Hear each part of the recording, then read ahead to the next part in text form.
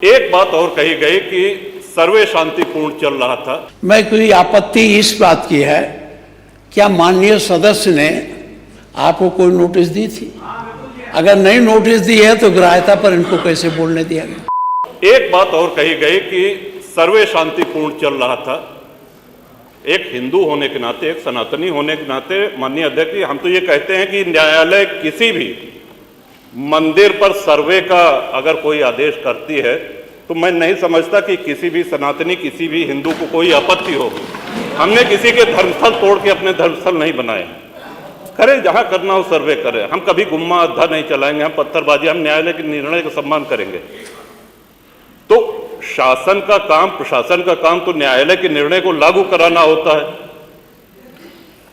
तो इसलिए माननीय अध्यक्ष जी, इस पे चर्चा कराई जाए। चर्चा में भाग लेने की इच्छा इधर भी है, इधर भी है, बहुत से लोगों की है, और चर्चा कराई जाएगी तो बहुत सी सच्चाइयां सामने आएंगी। बहुत बहुत नेता प्रतिपक्ष। विधानसभा नियमावली में यह नियम है, माननीय नेता कि नियम 56 में जब ग्राह्यता पर बात होती है तो जो नोटिस दिए होते हैं उन्हीं को बोलना चाहिए। जब चर्चा होती है तो पूरा सदन, कोई भी सदस्य उसमें हिस्सा ले सकता। मैं कोई आपत्ति इस बात की है, क्या माननीय सदस्य ने आपको कोई नोटिस दी थी? अगर नहीं नोटिस दी है तो ग्राह्यता पर इनको कैसे बोलने दिया गया? मैं ज़्यादा नहीं, दो बात कहना चाहता हूँ। मैं बहराइच खुद गया था। माननीय मुख्यमंत्री जी, बहराइच में जिस रास्ते से जुलूस निकलता था उस रास्ते में परंपरागत रूप से 50 मीटर में बड़ी घनी बस्ती है और वहाँ बड़ी संख्या में मुस्लिम आबादी है। जब पहले जुलूस जाता था तो वहाँ बड़ी संख्या में फोर्स लगा दी जाती थी।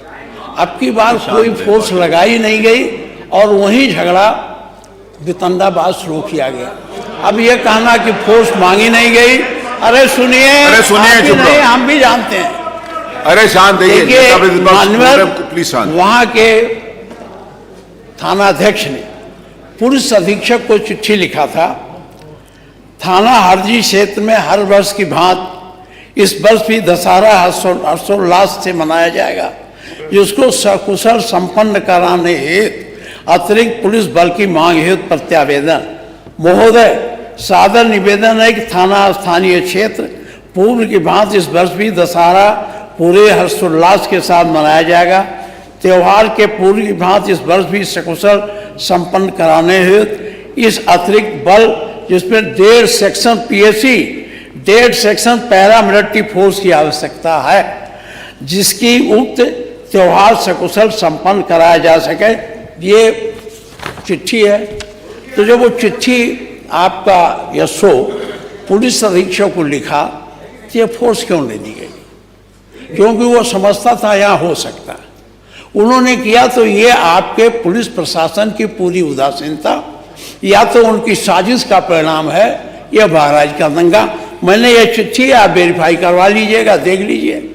अगर दिया गया, अगर ये फोर्स दे दिया गया होता तो वहाँ बहराइच में दंगा नहीं होता। बड़े पैमाने पर दुकानें जलाई गई, एक नौजवान गोली लगी मर गया। इसके साथ ही साथ वहाँ तो जो हुआ वहाँ से 25 किलोमीटर दूर जाकर वहाँ भी दुकानें फूंकी और जलाई गई। एक अनूप शुक्ला है, उनका पूरा वही जला दिया गया। अगर ये इस तरह की बात होती, अनूप शुक्ला का एक वो था, शोरूम था मोटरसाइकिल का, वो जलाया गया, उनके कागज जलाए गए। तो इसको, अरे भी आप रहे होंगे वहाँ, जानते होंगे, हम तो जानते नहीं, आप उसमें सम्मिलित रहे होंगे। तो जो उसमें सम्मिलित रहता वही नहीं जानता है, हम कहाँ जान पाते। तो इसलिए मैं एक बात ये मुझे कहना था, इसकी जांच आप जरूर करवाइए। क्या पुलिस अधीक्षक के स्तर पर ये अगर गलती हुई, जिसमें 50 तमाम लोग, 7 लोग जेल में हैं, कितने लोग भागे हैं, 10 बस भागे हैं, वो इस भय को भी दूर करिए। यहाँ एक बात और कहना चाहूँगा, मुख्यमंत्री जी, हमेशा चलेगा। जब एक्ट पास हो गया था तो एक्ट में सुप्रीम कोर्ट में जब पिटीशन गया तो चीफ जस्टिस ने सर्वे की बात कर दी। और आप जानते थे इस सर्वे से अनावश्यक विवाद पैदा होगा, तो सरकार को इसकी पुनरीक्षण याचिका दायर करनी चाहिए थी सुप्रीम कोर्ट में, जो नहीं हुई। अच्छा, ये जानते हुए कि सर्वे के बावजूद एक्ट के अनुसार उसका कोई रूप नहीं बदला जा सकता, मस्जिद को मंदिर नहीं बनाया जा सकता, मंदिर को मस्जिद नहीं बनाया जा सकता, ये उस एक्ट में प्रावधानित है। तो सर्वे का क्या मतलब है? सर्वे कराने का मतलब है सांप्रदायिक भावना को चोट पहुंचाना और जो हमारी समरसता है उसको बिगाड़ना। आज हम कहाँ खड़े हैं?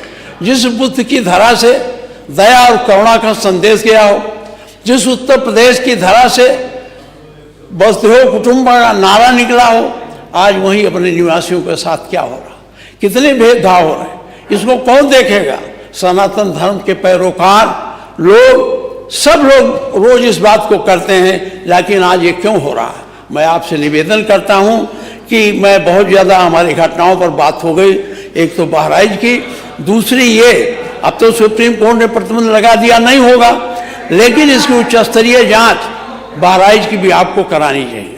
बहराइच केवल अधिकारियों के जांच पर न जाइए, आप तो विपक्ष में भी रहे हैं, ये अधिकारी, तब आप इनकी भी आलोचना करते रहे हैं, अब आप सरकार में हैं तो इनकी बातें सुन लेते हैं। ये कैसी रिपोर्ट देते हैं, कैसे आपको गुमराह करते हैं, कैसे शासन को इधर से उधर करने की बात करते हैं। इससे सावधानी पूर्वक आपसे मेरा निवेदन है। संभल भी उच्च स्तरीय जांच तो आपने बना दिया, कमेटी बना दी है। अब मैं अच्छा, ये आपने कहा मंदिर मिल गया, तो मंदिर तो अच्छी बात है, मिल गया, पहले से था, कौन नयापन आ गया?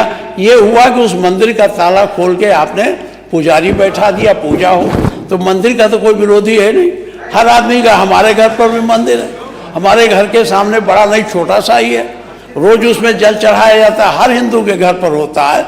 तो कोई पुरातत्ववेत्ता ने खोद के तो निकाला नहीं है कि बड़ी प्राचीन मंदिर को निकाला। इसको लेकर इतना चल रहा है, मंदिर मिल गया, मंदिर मिल गया। अरे मंदिर था ही, मिला क्या? मंदिर था। इसलिए मैं आपसे आग्रह करूंगा, इस उत्तर प्रदेश की धरा को आप सांप्रदायिकता के आग में जाने से बचाइए। अगर ये सांप्रदायिकता की आग भड़की तो पूरा उत्तर प्रदेश यानी पूरा हिंदुस्तान में एक ऐसी स्थिति पैदा होगी जो हमारी समरसता है, जो हमारा हिंदू मुसलमान का भाईचारा है, वो टूटेगा। और जब वो टूटेगा तो अच्छी स्थिति नहीं बनेगी।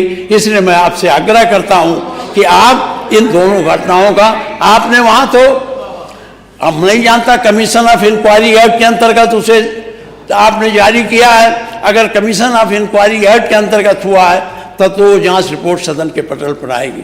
अगर कमीशन ऑफ इंक्वायरी एक्ट के अंतर्गत आपने जांच नहीं बैठाई है, सदन के पटल पर नहीं आएगी। मेरा आपसे अनुरोध है कि अगर वो सदन, वो कमीशन ऑफ इंक्वायरी एक्ट में नहीं है तो उसे उसी स्तर पर है जिससे उनकी रिपोर्ट सदन में आ जाए और हम लोग पूरे तथ्यों से वाकिफ हो सकें। मैं इन्हीं शब्दों के हिसाब से कहता हूँ, सारे लोगों की इच्छा इस पर चर्चा हो जाए। और समय भी है, क्योंकि आपके पास कोई काम नहीं है, तो अगर आप चर्चा करा दें, संसदीय कार्य मंत्री जी तो चर्चा पर राजी नहीं होते, इधर आते तो रोज मुझसे लड़ते थे, चर्चा कराओ चर्चा कराओ, और बेल में भी आ जाते थे, और जब मैं कहता हूं तो सुनते नहीं। मैं इसीलिए चर्चा की अध्यक्ष महोदय,